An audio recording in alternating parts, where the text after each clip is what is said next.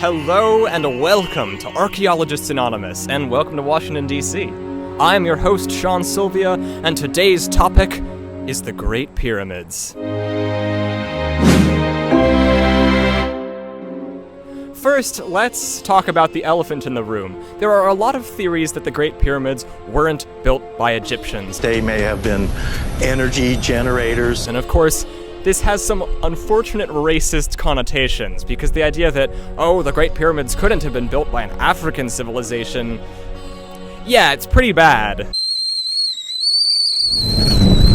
The fact that we find the pyramids so otherworldly and mysterious as to how they were built shows that they are incredibly effective at what they were originally intended to be. They're supposed to be otherworldly, they're supposed to be impressive. These impressive constructions certainly made an impression on the founders of this country and on the architects in Washington, D.C. There are actually pyramids all throughout the nation's capital. When George Washington died, they floated the idea of putting a marble pyramid with his remains inside the Capitol Rotunda. D.C. was originally outlined to match the Great Pyramid. It was originally set up as a square, with each of the sides 70 times the length of the Great Pyramid's sides. Interestingly enough, the original design for the Lincoln Memorial was actually a pyramid. There's pyramids on the money. Here I am in front of an IRS building east of D.C., and there's a pyramid! Pyramids are clearly a powerful symbol of American civilization. The US went ham on the pyramid. How everybody see what we got a Bass Pro Shop. So let's look at what the pyramids meant to the ancient Egyptians. Let's see what this powerful symbol of civilization originally meant. Pyramids were symbols of the cosmic power of the Pharaoh. They were vehicles for him to get to the afterlife, and they symbolized the cosmic cycle of renewal in Egyptian mythology. The Pharaoh was at the center of this cosmic cycle. Part of the mythology is the Pharaoh's journey by boat. And indeed, they've found ceremonial boats to transport the pharaohs buried in the pyramids on the site. Pyramids have a lot of symbolism going on. We think that they're connected with the idea of a sacred mountain from Mesopotamian civilization. We know that ancient Egypt and Mesopotamia had strong contacts. They're also located on the west side of the Nile, which is the land of the dead. That's where the sun sets. The east of the Nile, where the sun rises, is the land of the living. Okay, so these hugely symbolic pyramids are these vehicles to take the pharaoh to the afterlife and are tied into this mythology with boats. But let's talk about the actual boats that were involved in building the Great Pyramid, bringing the materials to build the Great Pyramids. DA got that dope! In addition to the ceremonial boat that we found at the site, we've also recently uncovered an actual boat that was used to bring blocks up the Nile to build the Great Pyramid. These boats were also used to bring copper across the Red Sea from the Arabian Peninsula. But how did they get the boats across the desert to get to the Red Sea, to even ship all that copper to get it to the Nile? Well, the Egyptians actually used dismantleable boats. The beams in the boat that we found have these holes where ropes can go through to keep the boat together. But when they're transporting the boat across the desert, they actually take the ropes out and disassemble the boat, so it's just a bunch of beams of wood, which is a lot easier to carry across the desert. So part of the amazing ancient Egyptian technology that went into building the pyramids was these dismantleable boats that could travel across the desert as well as the water. Let's talk about what's inside the pyramids. They've got a granite interior inside, and that's where the tombs are, and it's surrounded by blocks of common limestone, which are then surrounded by blocks of smoothed limestone, and the pyramid is capped by a layer of gold. So this pyramid with the exterior of polished limestone and a gold cap would have really reflected the sun, which of course plays into its symbolism with connection with the pharaoh, who is associated with the sun god. NASA's Solar Dynamics Observatory listens to the sun. Anyways, back to the inside of the pyramid, they built the interior rooms and the eventual resting place of the pharaoh out of granite. And this granite actually traveled a long way to get to the pyramid. It came from 500 miles away in Aswan. Are we there yet? No, we are not. Are we there yet? No! That's about the same distance as from Washington, D.C. to Chicago. That's pretty impressive, to haul these large granite blocks. Speaking of hauling blocks, let's talk about the main plausible pyramid myth, that it was built by slaves. So it was not built by slaves. We'll get to that. This myth actually started with the first ancient Greek historian, Herodotus, who heard from local guides that the pyramids were built by slaves, and that's what he writes in his histories. So the myth goes back at least as far as Herodotus, and probably further than that, but Herodotus made the fatal mistake of believing everything that all of the local tour guides told him. So, the life of a pyramid builder was actually a lot nicer than the life of a slave. Archaeologists have actually uncovered an entire city dedicated to housing the pyramid builders, located right next to the Great Pyramids under the sand. And this entire hidden city housed thousands and thousands of people involved with the construction of the pyramids. This city had craftsmen, farmers, bakers, blacksmiths. There were actually so many people that the bakers used bread molds for mass production of bread.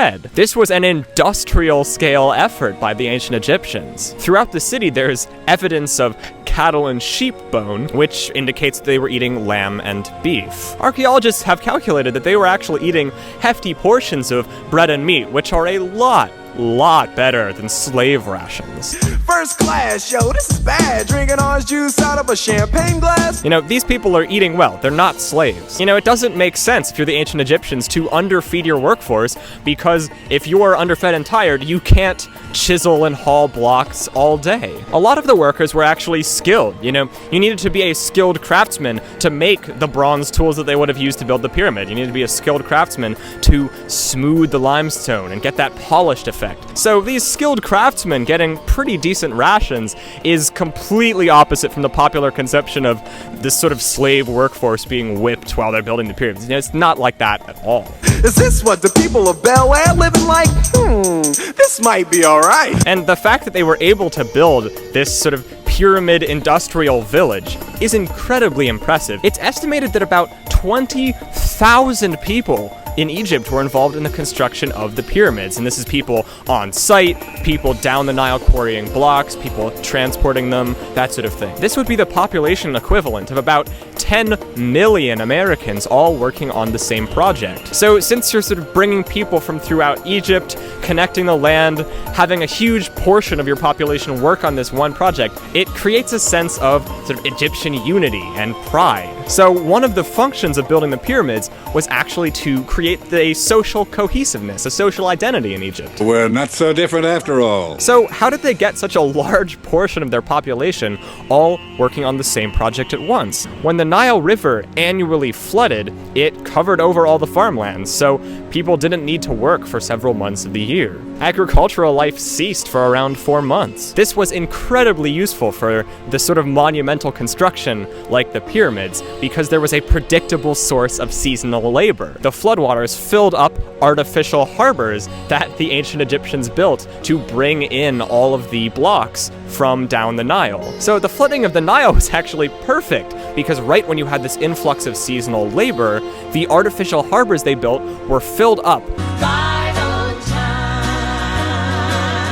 Speaking of using natural geography, they also ordered the pyramid along the east-west axis of the Nile. Ancient Egyptian astronomers were able to calculate the angle on the fall or spring equinox in order to make sure that the pyramid was squared up exactly along the compass lines. Not there, but here, exactly 5 meters due north. And this, of course, plays right into ancient Egyptian mythology about the movement of the sun from east to west, from the land of the living to the land of the dead. So yeah, the pyramids loaded with symbolism, so much so that 4,000 years later, we're still doing interpretations of them, like this installation in front of the National Gallery of Art. Speaking of symbolism and, the eternal life cycle of the pharaoh protecting Egypt from chaos, let's talk about the pharaoh's inner chamber. Inside the inner chamber of the pyramids, there are granite sarcophagi, and the ancient Egyptians were really good at engineering distribution of weight, because you've got this hollow room in the middle of this pyramid built by heavy blocks, so they had to redistribute the weight of the blocks over the inner chamber. So they actually built a roof within the structure in order to make sure that the room wouldn't collapse in. You've got a roof, and then you've got several layers of hollow chambers in order to redistribute the weight. So it's another example of fantastic ancient Egyptian engineering. One of the major breakthroughs archaeologists have had, and this is incredibly recently with the construction of the pyramids, is that we've found a papyrus that actually details the construction process of the Great Pyramids. This is the oldest papyrus we have ever found in the entire world.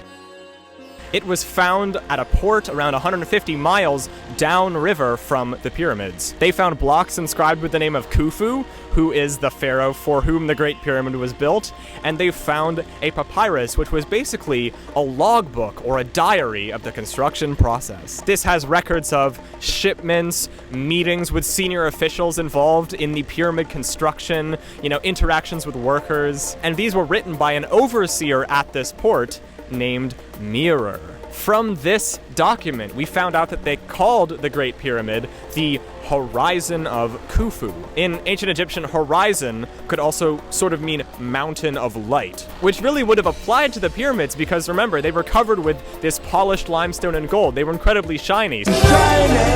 So in the sunlight, they would have appeared as mountains of light, reflecting the sun. This would have really stood out in the Egyptian landscape even more so than the Great Pyramids do today. The papyrus is also how we know about the artificial lakes and docks that the ancient Egyptians constructed in order to help ship the blocks from down the Nile to the site of the Great Pyramid. The water engineering of the ancient Egyptians was something we didn't have that much information on, so this diary is a fantastic source. We think that they actually had artificial lift systems like modern canals. Mirror, the guy who wrote the diary, is on a select building team who's the guy quarrying the polished limestone to go on the exterior of the pyramid. And this role was clearly incredibly important. He writes about his position on this specialized team with incredible pride. The galaxy's finest.